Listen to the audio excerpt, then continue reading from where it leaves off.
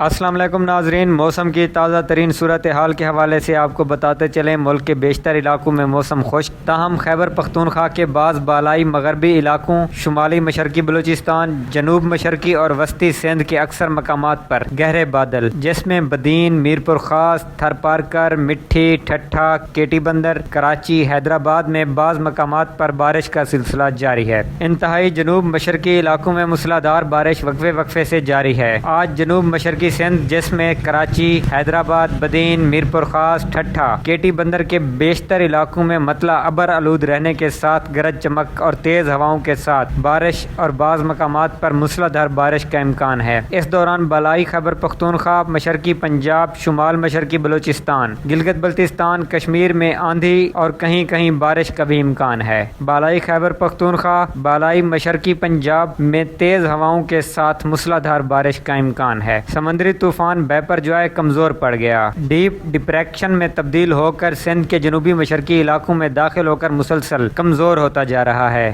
ہوا کے شدت دباؤ کے باعث جنوب مشرقی سندھ میں طوفانی بارشوں کا امکان ہے، جس کے باعث نشیبی علاقے زیر آب آ سکتے ہیں۔